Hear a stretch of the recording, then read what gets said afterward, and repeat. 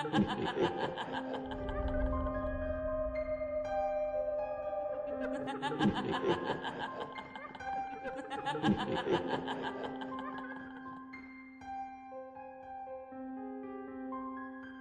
the space between breaths.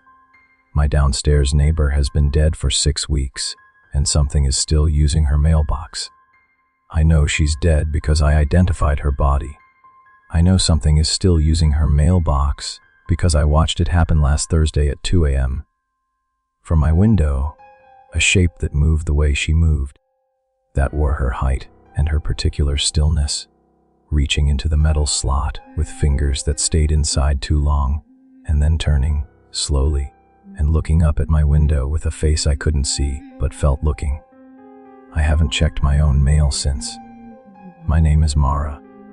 I am 31 years old, and I have been living in Bratislava for 8 months, and I am writing this because I need someone to understand the sequence of events in the correct order. Because the order is important, because if I don't get the order right it sounds like grief, and it is not grief. It is something that doesn't have a name yet. I moved to Slovakia in January for the same reason most Americans my age do things that alarm their parents. I needed to disappear. Not dramatically. Not from anything criminal. I'd spent 6 years in a relationship that had slowly, methodically dismantled my sense of who I was without anyone noticing, including me. And when it ended, I needed to be somewhere that had no memory of the person I'd been inside it. I was a legal document translator. I could work from anywhere. I picked Bratislava from a list on a website about affordable European cities, and I packed 4 bags and I left, and I told myself it was brave. The building on Palace D was 5 stories of gray socialist era concrete that had been renovated just enough to rent to foreigners at a premium. My apartment was on the 3rd floor. The woman in the apartment below mine, apartment 2F, directly beneath me, introduced herself the first week. Her name was Elżbieta. She was in her late 60s, Polish, Slovak, had lived in the building for over 20 years. She wore her white hair pinned up and carried a canvas shopping bag with a faded pattern of strawberries on it, and she brought me a jar of preserved plums when I moved in, because that is the kind of woman she was. We developed a routine of the sort that happens between solitary people sharing a building, coffee sometimes on Saturday mornings, a nod in the stairwell. She'd knock if a package came while I was out. I'd carry her groceries if we arrived at the building together. It was the closest thing I had to a social life in those first months, and I mean that without embarrassment. She was kind to me in a city where nobody else was obligated to be. She died in her apartment on a Tuesday in September. A stroke, they said. Peaceful, they said, which is what people say. The building manager found her on a Thursday. I identified her to the paramedics because I was the only person in the building who knew enough of her personal details to be useful. I sat in the hallway outside her door and told them her full name, the city in Poland she was from, the fact that she had a daughter in Vienna she barely spoke to. And then I went upstairs and sat in my kitchen and held the jar of plums she'd given me and cried for a woman I had known 8 months. Which is what happens when you have built a life so thin that a kind elderly neighbor is your primary human anchor. Her apartment was sealed by the building management the following week pending contact with her family. The door had a notice on it in Slovak that I had partially translated. Her mailbox downstairs continued to receive mail, catalogs, a bank letter, because death is not efficient. I tell you all of this so you understand that I knew Elżbieta. I knew the shape of her. I knew how she moved and stood and held herself, the slight forward lean of a woman who'd had back problems for years, the way she always paused on the second floor landing to catch her breath. I knew her well enough to know that what I saw using her mailbox 6 weeks after she died was not her, but it was trying to be. The first strange thing happened 4 days after her death, not the mailbox, that came later. The first thing was the sound. I was working at my kitchen table at roughly 11 at night, a pharmaceutical contract that needed to be finished before morning. And from the apartment below me came the sound of movement. Footsteps. Not frantic, not dramatic, just the ordinary sound of someone crossing a room, the creak of floorboards under weight. I sat very still and listened because 2F was sealed and empty, and the building manager had the only key. I told myself it was acoustic confusion, that I was hearing footsteps from 1F or 4F carried sideways through the structure. Old buildings ventriloquize sound. I told myself this and went back to work, and the footsteps continued for approximately 20 minutes and then stopped. 3 nights later they came again. Same time, same pace, the same pause. Halfway across what I knew to be Bayeta's living room, because I knew the geography of her apartment.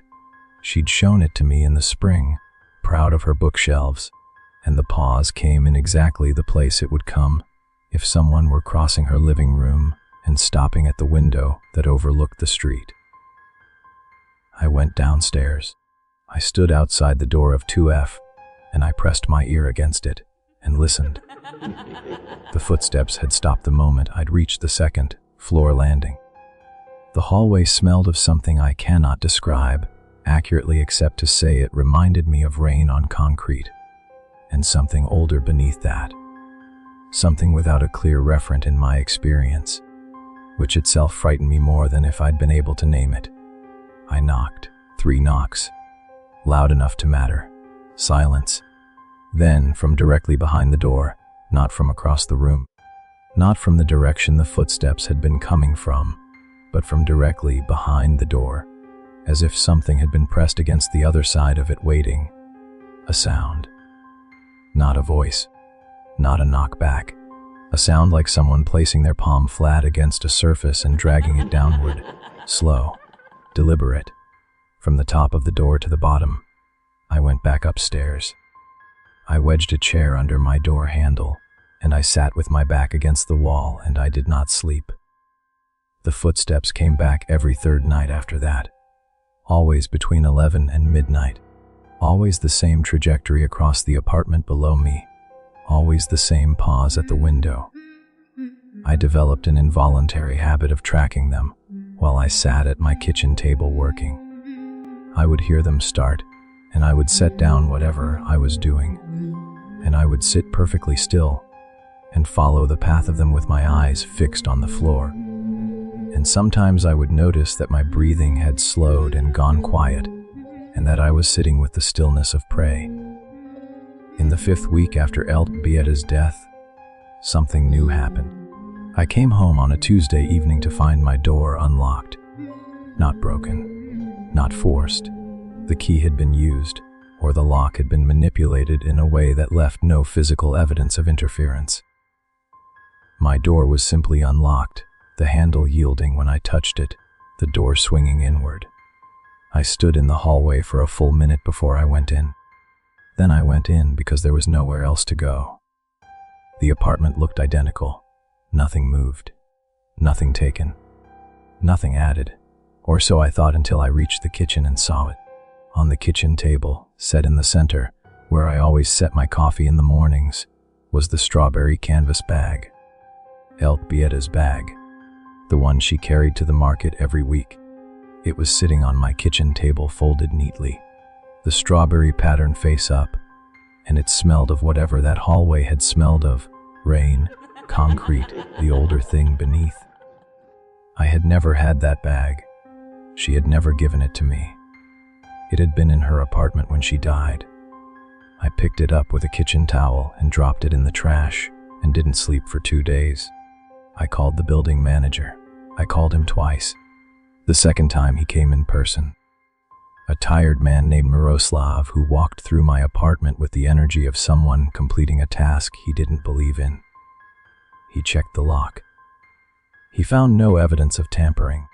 He told me that keys to the individual apartments existed in 3 copies, one held by the tenant, one held by building management, one held in a secure lockbox, and that he would check the log. He called me the next day to tell me that the key log showed no entry. I asked him about the bag. He said he didn't know what bag I meant. I had thrown it away. I couldn't prove it had existed. I understood, standing in my kitchen with my phone pressed to my ear, exactly how a person disappears into their own fear. I bought a camera that weekend. I mounted it in the corner of the main room facing the front door. I felt the specific humiliation of a person who has been made to surveil their own life, who has been made to feel that their experience requires external verification.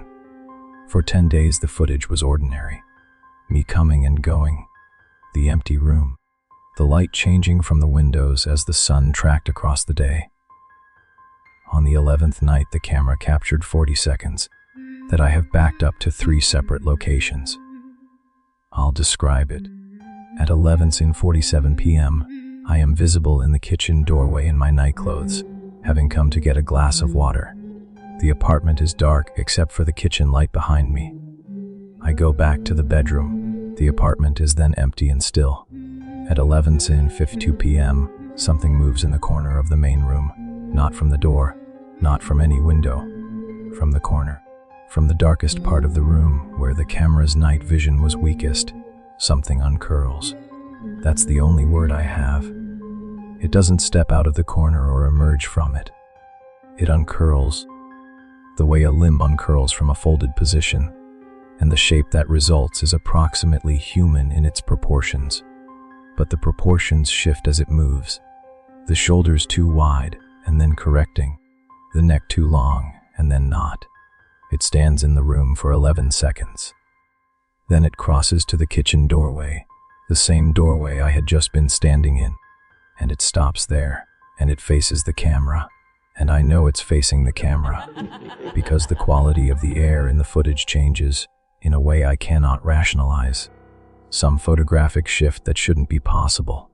It has no face, or it has a face that the camera cannot resolve.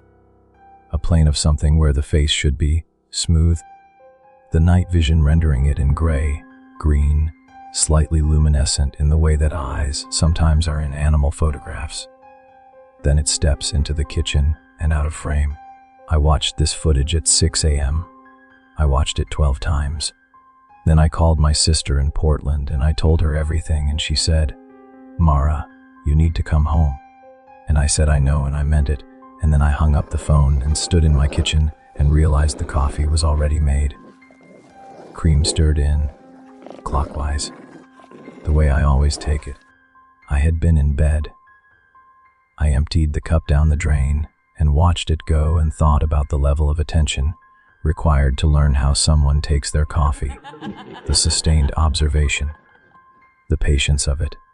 And I felt a fear that was not in my chest or my stomach, but somewhere behind my eyes, a fear that was cognitive, that understood something I could not yet fully articulate. This was not haunting. Haunting is the residue of what has been. This was acquisition. This was something learning me from the inside out, absorbing my patterns and my preferences and my shape, and the coffee was not a threat. It was a demonstration, a proof of study. Look how well I know you. Look how long I've been watching. I did not leave that day. I want to be honest about that. I did not leave because I told myself I needed more documentation, more evidence, more certainty before I disrupted my entire life again. I had disrupted my entire life once already to come here, and I needed it to be real before I left. I understand now that this is what it was counting on. The very thing that had drawn me to Bratislava, my willingness to stay alone, my practiced tolerance of isolation, my high threshold for pretending things were manageable, was the quality it had chosen me for. I set up 2 more cameras, one in the bedroom facing the window, one in the hallway facing the front door. I cross-referenced timestamps. I stopped sleeping in the bed and slept instead on the couch with all the lights on, which felt safer, which I now understand gave it access to the bedroom it hadn't had before. The bedroom camera recorded things I won't describe in their entirety. The relevant detail is this: something stood at the foot of where my bed had been where I was no longer sleeping, for periods between 40 minutes and 2 hours, on 6 separate nights. Standing, not moving, just standing at the foot of the empty bed in the way that suggests waiting, in the way that suggests it hadn't been told yet that I'd moved. And then on the 7th night, it crossed to the couch. I was awake. I want to be clear that I was awake. I was lying on the couch with the lights on, staring at the ceiling, and the air in the room dropped in temperature, suddenly and completely. A drop I felt on my skin, like a change in altitude, and I turned my head, and it was standing at the end of the couch. I could see it with my own eyes, not on a camera, not in footage I could analyze later for alternative explanations. With my own eyes, in my lit apartment at 3 in the morning. It was using Bayeta's shape, approximately her height, the forward lean, the particular way she held her arms at her sides, slightly away from the body. But the scale was wrong in ways that my eyes kept trying to correct and couldn't. Too flat, as if it were a projection of her seen from the wrong angle, a perspective error made physical. And where her face should have been, there was the same thing the camera had caught. Not darkness, not absence, but a surface, pale and faintly reflective. And in the surface I could see something moving that I understood, after a moment that I will never be able to return from, was me. My own face, reflected back, but not reflected, learned, assembled. The way something looks when it has studied you long enough to construct you from memory, and the memory is accurate in every detail but the warmth. I closed my eyes. I kept them closed. I don't know for how long. When I opened them, the room was empty. The temperature had returned. On the floor beside the couch, where it had been standing, there was a shape pressed into the carpet. Not a footprint, nothing so specific. A depression. As if something with significant weight had been standing there for much longer than the moment I'd been aware of it. I left the next morning. I took my passport and my laptop in one bag, and I did not say goodbye to the building. I am in Portland now, my sister's apartment. A pull-out couch in a room with other people's sounds and other people's ordinary lives happening around me. And for 6 weeks I have been sleeping through the night, and keeping the lights off and eating normally, and letting myself believe that distance is a cure. Last Thursday, I was sitting with my sister at her kitchen table, and she put her phone in front of me, smiling, and she said, "Look, I found your Instagram," and there were the photos from January, from my first week in the apartment on Palace Die, and she was swiping through them for me, and I was watching them go by.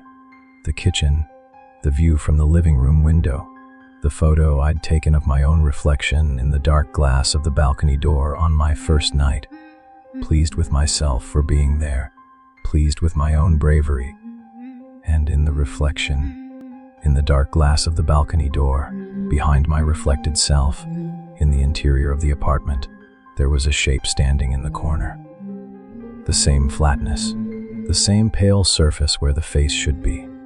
The photo was dated January 9th, my first week, before Beata died, before the footsteps in the bag and the camera footage, before any of it began. It was already there, which means it was never in Beata's apartment. It was never a haunting of that space or a residue of her death. She was simply the shape it chose to practice with, the most familiar human form available in my immediate vicinity. The one I would recognize, and therefore the one that would mean something when I saw it wearing her. It wasn't haunting the building. It was learning me. And last Tuesday I came home to find my sister's apartment unlocked. She was at work. She is always precise about locking up because she had a break in 3 years ago, and the habit is permanent. The apartment was empty and still, and the air had that quality I know now: rain, concrete, the older thing beneath, and on the kitchen counter set in the center, still steaming, a cup of coffee, cream already stirred in, clockwise.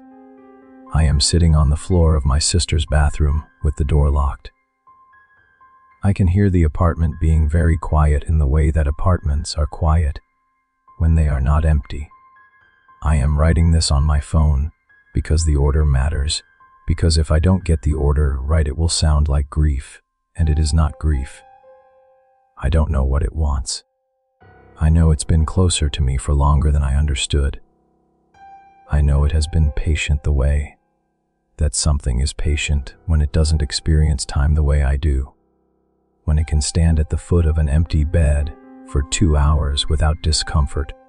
When it can spend months learning the clockwise turn of a spoon in a cup and consider that a worthwhile investment. I know it's on the other side of this door. Not because I hear it, because I don't, because whatever it has learned about me in 8 months, the one thing it has learned most precisely is how to be as quiet as I am when I'm trying not to be found. And I've run out of places to run to that it hasn't already arrived at first. Stay aware. Stay alert. Never blink.